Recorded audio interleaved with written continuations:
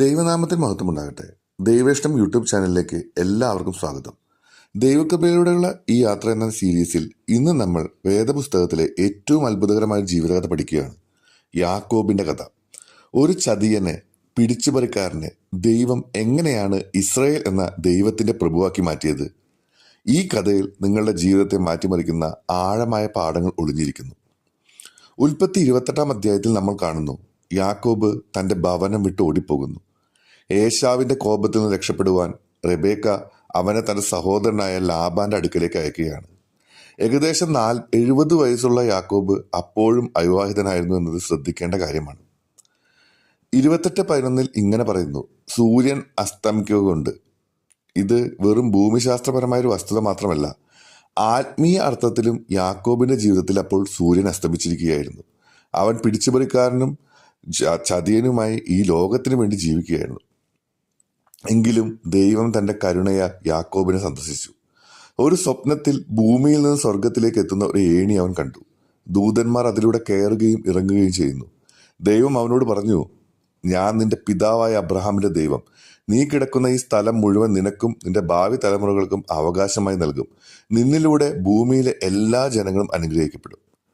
ദൈവം തുടർന്ന് പറഞ്ഞു, ഞാൻ നിന്നോട് കൂടെയുണ്ട്. നീ പോകുന്നിടത്തെല്ലാം നിന്നെ സംരക്ഷിച്ച് ഈ സ്ഥലത്തേക്ക് നിന്നെ മടക്കി കൊണ്ടുവരും. ഞാൻ നിന്നെ കൈവിടാതെ നിന്നോട് വാഗ്ദാനം ചെയ്തിട്ടുള്ളതെല്ലാം നിറവേറ്റും. യേശുവാണ് ഭൂമിയിൽ നിന്ന് സ്വർഗത്തിലേക്കുള്ള ആ ഏണി എന്ന് യോഹന്നാൻ 1:15 യേശു തന്നെ സൂചിപ്പിക്കുന്നുണ്ട്.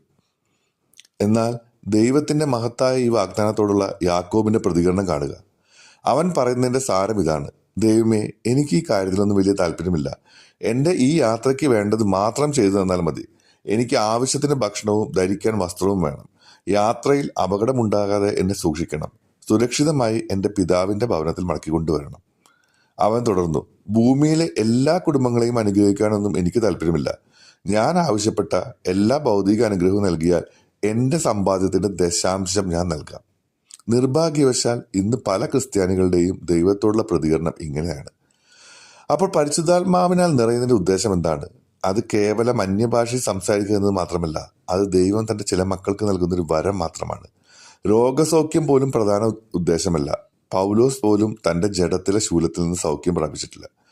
പരിശുദ്ധാത്മ നിറവിൻ്റെ മുഖ്യ ഉദ്ദേശം ഇതാണ്, ദൈവം നമ്മെ അനുഗ്രഹിക്കുന്നതിനും നമ്മളുടെ ഈ ഭൂമിയിൽ നാം ഇടപെടുന്ന എല്ലാ കുടുംബങ്ങളും അനുഗ്രഹിക്കപ്പെടുന്നതിനുമാണ്. വലിയ അളവിൽ പരിമള തൈലം പൂശിയ ഒരു സ്ത്രീയെ പോലെയാണത്. അവൾ എവിടെ പോയാലും ആ പരിമള വാസന പരത്തുന്നു. നമ്മെ സംബന്ധിച്ചും അങ്ങനെയാകണം. നാം ഒരു ഭവനത്തിലേക്ക് കടന്നാൽ അത് 5 മിനിറ്റ് ആയാലും 5 ദിവസമായാലും നാം അവരെ അനുഗ്രഹിക്കണം. അതാണ് അബ്രഹാമിന്റെ അനുഗ്രഹം. എന്നാൽ ദൈവം യാക്കോബിനെ ഉപേക്ഷിച്ചില്ല. അവനെ അനുഗ്രഹിക്കുന്നതിന് മുമ്പ് ദൈവത്തിന് അവനെ നുറുക്കേണ്ടതായിട്ടുണ്ടായിരുന്നു. യാക്കോബിനെ കൈകാര്യം ചെയ്യുന്നതിന് അവനേക്കാൾ കൗശലക്കാരനായ ഒരുവനെ, ലാബാനെ, ദൈവം അനുവദിച്ചു. തന്റെ പിതാവിനെയും സഹോദരനെയും ചതിച്ച യാക്കോബ് ഒടുവിൽ തന്നെ ചതിക്കുന്ന ഒരാളെ കണ്ടെത്തുന്നു.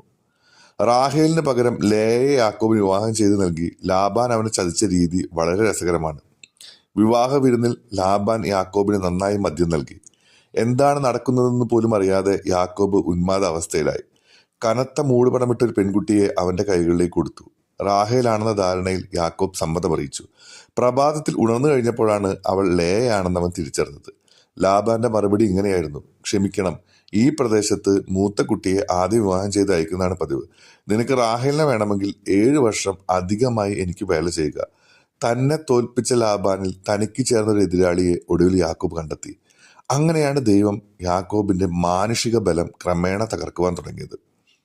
20 വർഷത്തിന് ശേഷവും യാക്കോബ് പഴയതുപോലെ പിടിച്ചുപറിക്കാരനും കൗശലക്കാരനുമായി തുടരുമ്പോൾ ഒരു ദൈവദൂതൻ അവനെ സന്ദർശിക്കുന്നു.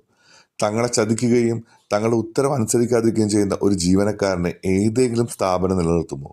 എന്നാൽ ദൈവം അങ്ങനെ യാക്കോബിനെ പിരിച്ചുവിട്ടിട്ടില്ല. അങ്ങനെ തന്നെ എന്നെയും നിങ്ങളെയും എത്ര വീഴ്ച ഉണ്ടായും തള്ളിക്കളയുന്നില്ല. ദൈവം യാക്കോബിന് നേരിട്ടു.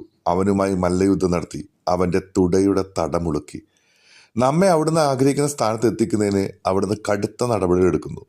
ഒടുവിൽ നുറുക്കപ്പെട്ട യാക്കോബ് പറയുന്നു, അനുഗ്രഹിക്കാതെ ഞാൻ അങ്ങയെ വിടുകയില്ല. പണവും ജന്മാവകാശവും സമ്പത്തും സ്ത്രീകളും ആടുകളും എല്ലാം പിടിച്ചടക്കുന്നതിന് ജീവിതകാലം എല്ലാം ചെലവഴിച്ച ഈ മനുഷ്യൻ അതെല്ലാം വിട്ടിട്ട് ഇപ്പോൾ ദൈവത്തെ മുറുകെ പിടിച്ചിരിക്കുന്നു. ദൈവമേ, ഞാൻ പണത്തിനും സ്ത്രീകൾക്കും സമ്പത്തിനും വേണ്ടി ജീവിച്ചു. എന്നാൽ ഇപ്പോൾ എനിക്ക് അങ്ങയെ മാത്രം മതി. ദൈവം പറഞ്ഞു, നീ ഇനി പിടിച്ചുപറിക്കാരനെന്നോ ചതിയനെന്നോ അറിയപ്പെടുകയില്ല. നീ ദൈവത്തിന്റെ പ്രഭു ഇസ്രായേൽ എന്നറിയപ്പെടും. എപ്പോഴാണ് യാക്കോബ് ജയാളിയായത്? അവന്റെ തുടയുടെ എല്ല് ഉളുക്കിയതിനു ശേഷം. ദൈവവചനത്തിന്റെ തുടക്കം മുതൽ നാം കാണുന്ന ഒരു മഹത്തായ വസ്തുത ഇതാണ്. നമ്മെ ശക്തരാക്കുന്നതിന് മുമ്പ് ദൈവത്തിന് നമ്മെ തകർക്കേണ്ടതുണ്ട്. 32 അധ്യായം 31 വാക്യത്തിൽ നാം വായിക്കുന്നു, അപ്പോൾ സൂര്യൻ ഉദിച്ചു. 20 വർഷങ്ങൾക്ക് മുമ്പ് അവനിലെ സൂര്യൻ അസ്തമിച്ചിരിക്കുന്നു. ഇപ്പോൾ സൂര്യൻ ഉദിച്ചിരിക്കുന്നു. 34 അധ്യായത്തിൽ നാം യാക്കോബിന്റെ പുത്രി ദീനയുടെ കഥ കാണുന്നു. ഒരു നാൾ അവൾ സ്വന്തം ഇഷ്ടപ്രകാരം പുറത്തു പോയതിനെ തുടർന്ന് യാക്കോബിന് ധാരാളം പ്രശ്നങ്ങളുണ്ടായി. സ്വയം സംരക്ഷിക്കാൻ തനിക്ക് കഴിയുമെന്ന് അവൾ കരുതി. എന്നാൽ ഏതോ ഒരു പുരുഷൻ അവളെ വശീകരിച്ച് ബലാത്സംഗം ചെയ്തു. ഈ അധ്യായം ചെറുപ്പക്കാരായ എല്ലാ പെൺകുട്ടികൾക്കുമുള്ള മുന്നറിയിപ്പാണ്. കേൾപ്പാൻ ചെവിയുള്ളവൾ കേൾക്കട്ടെ. 35 അധ്യായത്തിൽ ദൈവം യാക്കോബിനോട് ബഥേലിലേക്ക് മടങ്ങിപ്പോകണമെന്ന് പറയുന്നു. ദൈവം പെനിയേലിൽ വെച്ച് അവനെ കണ്ടതിന് ശേഷം അവൻ നേരെ ബഥേലിലേക്ക് പോയിരുന്നെങ്കിൽ 34 അധ്യായത്തിലെ ദുഃഖവും ഭയാനകവുമായ സംഭവം നടക്കുമായിരുന്നില്ല. ദൈവത്തിന്റെ നിർദ്ദേശങ്ങൾ ഉടമ്പടി അനുസരിക്കുന്നതിന് എത്ര പ്രധാനമാണെന്ന് ഇത് നമ്മെ പഠിപ്പിക്കുന്നു. പ്രിയരെ, യാക്കോബിനെ പോലെ നുറുക്കപ്പെട്ട് വടിമേൽ ചാടി നടക്കുന്ന ഒരുവനാണ് ദൈവത്തിന്റെ പ്രഭുവാകുന്നത്, അല്ലാതെ ശക്തനായ ഒരു മിസ്റ്റർ യൂണിവേഴ്സ് അല്ല. ദൈവം ആഗ്രഹിക്കുന്നത് പോലെ നാം ആകണമെങ്കിൽ ആദ്യം ദൈവത്താൽ നുറുക്കപ്പെടേണ്ടതുണ്ട്. ഇത്തരം ഒരു ദിവസം നമ്മുടെ ജീവിതത്തിൽ ഉണ്ടാകുന്നതിന് ദൈവം കാത്തിരിക്കുന്നു. നിങ്ങൾ ഇന്ന് എവിടെയാണെങ്കിലും, യാക്കോബിനെ പോലെ ഓടിപ്പോകുന്ന ഒരാളാണെങ്കിലും, ലാബാന്റെ കീഴിൽ കഷ്ടപ്പെടുന്ന ഒരാളാണെങ്കിലും, പെനിയേലിൽ മല്ലയുദ്ധം ചെയ്യുന്ന ഒരാളാണെങ്കിലും, ദൈവം നിങ്ങളെ കൈവിട്ടിട്ടില്ല. നിങ്ങളുടെ ജീവിതത്തിലും സൂര്യൻ ഉദിക്കുന്ന ഒരു ദിവസം വരും. ദൈവം നിങ്ങളെ അനുഗ്രഹിക്കട്ടെ. ഈ വീഡിയോ നിങ്ങൾക്ക് അനുഗ്രഹമായെങ്കിൽ ദയവായി ലൈക്ക് ചെയ്യുക, സബ്സ്ക്രൈബ് ചെയ്യുക.